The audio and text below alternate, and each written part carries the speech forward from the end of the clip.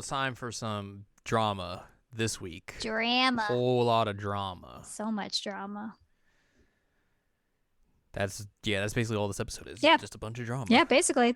Like the one fight, well, the one like actual fight, it's maybe like 30 seconds. The rest of it's just drama. If that. It very quick. Yeah. Hello, welcome to this week's episode of Jared Now Watch Inuyasha. It is episode number 47. I'm Jared, joined as always by Doc Al and Ladium. Hello. We are discussing season 2, episode number 20, or episode 47, entitled Onigumo's Heart Still Beats Within Naraku. Because that's what's happening. Yep. We begin this episode, and Inuyasha's getting wrapped up with bandages because they're recovering from the last fight and everything. With Naraku's strongest incarnations. Yep, the strongest incarnations. Inuyasha and Kagome are still fighting, so she leaves and tries to go back to her own time. Shippo runs after her and's like, "Hey, don't go! He's just jealous and everything." And he's petty. Kagome's like, "Yeah, I know, it's cool. I'm just gonna go get some like bandages and medicine real quick. But don't tell him. Do all that stuff. Don't tell him. It'll be fine. Wink. But I'll be back like in a jiffy. Wink. Wink. I just love that he's like, yeah, he's petty. It's she leaves and Shippo's just like, "Yeah, I totally get it. Uh-huh. I don't get it. Uh-uh. I don't understand. Nope. I'm very confused." Poor Shippo. Shippo's like Maxwell, just mostly confused all the time. Just with less of a flat face. Yes. We see Kikyo at a temple healing some soldiers, and she senses Naraku in the forest, and she's like, "Hey, what do you want?" Naraku's like, "Oh, you found me! Ho, ho, ho." And Kikyo's like, "Yeah, you've been here like the last couple of days. How would I not notice you?" And Naraku's like, Kikyo's like, "Oh, I bet it's because Onigumo's heart still is inside you." Hoo-hoo. Naraku's like, "Oh, I gotta go, bye." Bye. And then he just like disappears immediately. She's like, "Oh, okay." And Kikyo's like, I win. Kagome goes home. Yep. She walks in and the family's like, "Hey, what's up?" Her mom's like, "Oh, do you want a bath or a nap?" And she's like, "Oh, I take a bath." And she's like, "All right, look, go get your bath ready." Grandpa's got an egg. Grandpa's got an egg. Whatever her brother's Sota. name is. Sota's like, they're like, that didn't seem like a sibling or a daughter coming home. That was like a married couple type thing. A husband coming back from a work trip. Yeah, it was like, they're like, huh? She goes and takes a bath, and then Grandpa and Sota just go and spy on her. Yep. In her town. That's weird. It is weird. So she's like, "Hey, go get me medicine." And he's like, "All right." Sure.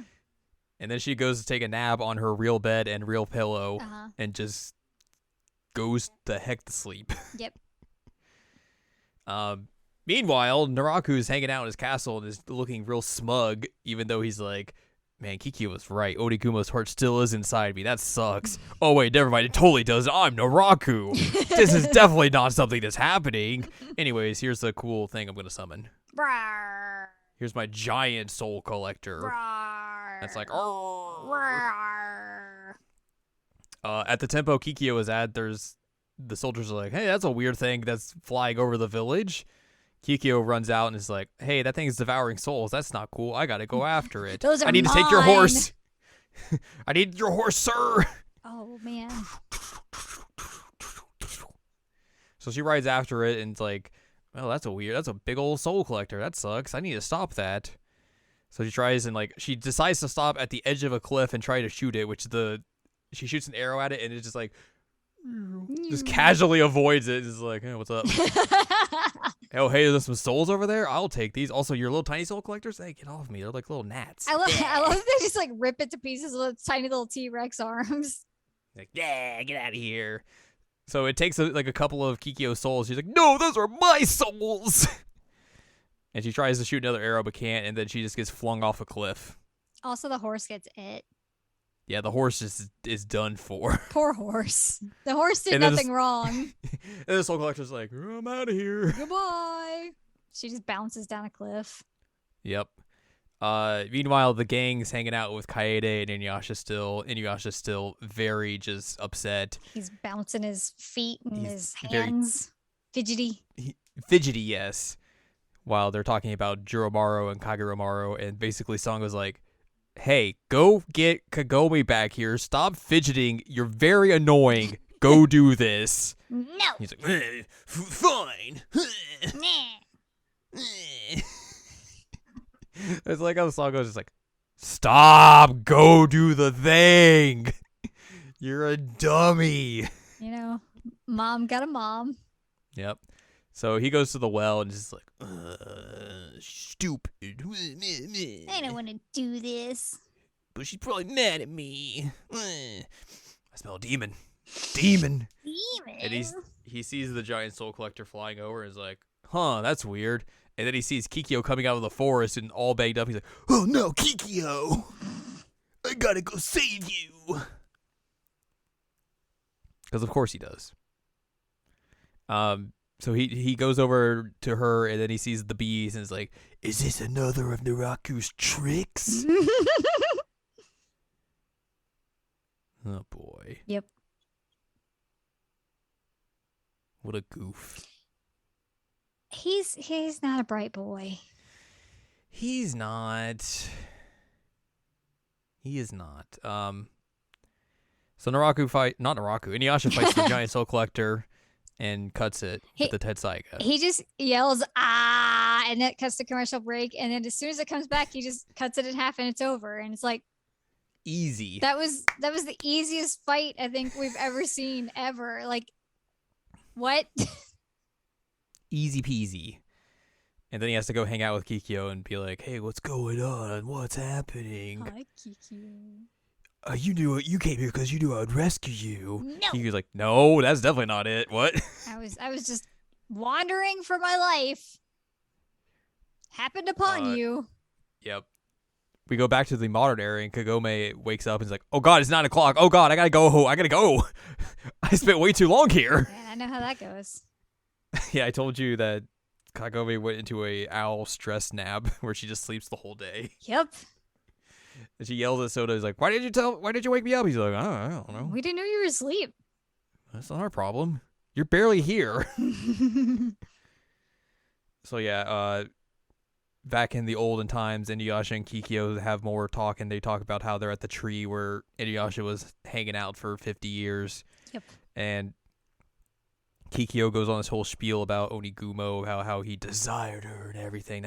He wanted Inuyasha dead so he could have her all to himself because he was jealous. That's what mortals do because they're dumb. Inuyasha's like, oh, I'm gonna guess. I don't understand, but okay. There's so many close-ups in this episode, and it freaks me out. Yes. There have not been this many close-ups in like any other episode. They're just like, let me zoom in on your face. Kagome comes back and notices a bunch of lights in the forest. It's like, huh, what's that? Kagome being an idiot. It's like, let me just follow that instead of like going to find my friends who actually protect me in every fight. Yep. So she goes there and then sees Inuyasha and Kagome Kikyo embracing. Which, she's like, no, why? The thing about the hug is that she's like, no hug, but he like forces this hug on her. And then she pulls a knife on him. But like, it is a very strange thing, and he's like, yeah, I'm yours and you're mine, basically. I will always protect you. It's very weird. Yeah. And then she leaves, and he's just like, okay. Guess I don't have to protect you now because you're gone. Kikyo. Heart you, Kikyo. We go back to Naraku's castle, and he's shirtless, and then he cuts off his scar. He's out.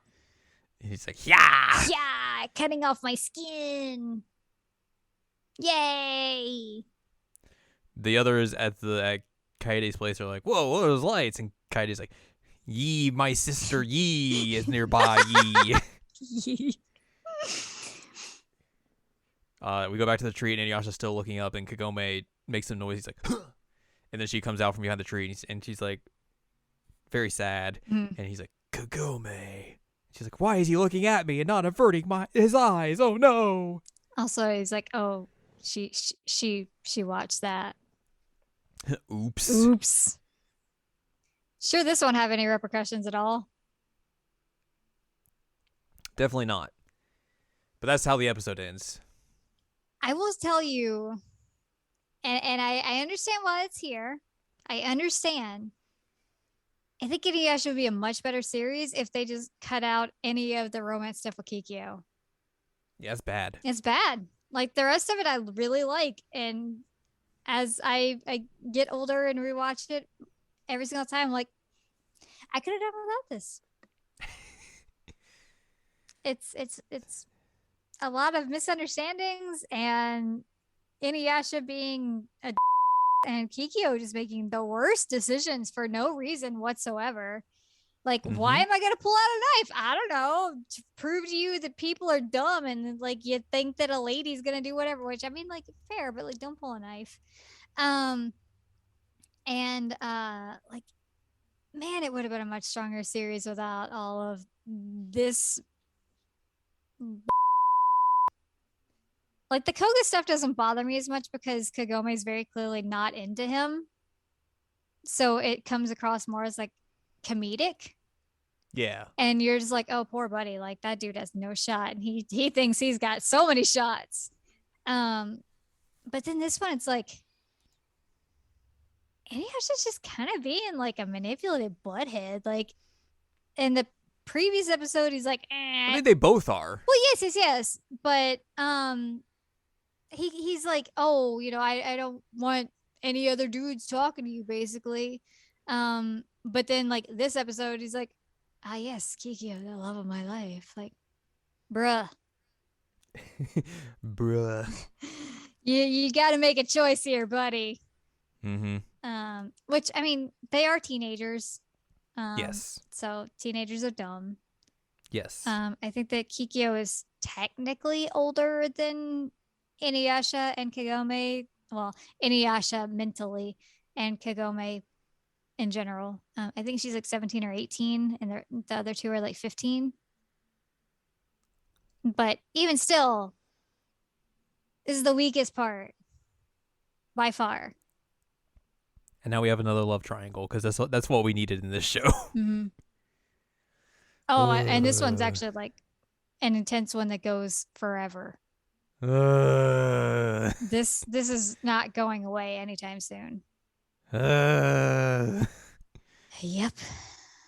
Anyways, you want to talk about some differences in notes? Yeah. In the manga, one of Naraku's attendants at the castle sees him slice off the spider mark on his back, and Naraku kills the man. Whoa. Kagura then comes in and mocks Naraku. This is not present in the anime. Oh, man, that should have been present in the anime. Kagura comes in and is like, a scrub. Kikyo pulling a knife out and threatening Inuyasha does not occur in the manga. What? Why did they add it then? I don't know. In the manga, Naraku is watching Kikyo and Inuyasha's embrace through Kana's mirror in his castle. This is also not shown in the anime. Oh. And then notes, Katsumi Suzuki takes over for the late Ginzo Matsuo as Grandpa Higurashi from this episode onwards. Aha, I see. There you go. Nahone. Next time, we'll just have more drama-ish, I guess. Yeah, we're basically going to get the fallout from this. The end of this episode, yes. I don't remember because some things say return to the place where we first met and the others say back to the place where we first met. I mean, generally the same gist, but I don't remember what the actual official title of it is. The title card here, of the image of the title card says return to the place where we first met. So okay. Sometimes the wiki is dumb and it has different titles for the episode, so well, who knows? I think she said it in the see you soon bit. She said back, but yeah. Anyway, things don't always match. It's gonna be a Fallout episode. Yep. So that's what we'll be discussing next week. Woo! In episode number 48 of Return to the Place Where We First Met. More drama. Mm-hmm. Drama-lama. Drama-lama. But that's going to do it for this week's episode. If If you would like more from us, head on over to seasonalanimecheckup.com or sac.cool where you can find past episodes of this podcast and other podcasts like Seasonal Anime Checkup OVA. You can also find columns and reviews on the site as well. If you would like more from Anladium, go to anladium.com. She's got columns and reviews. You can follow us on Twitter and TikTok at Anime Checkup.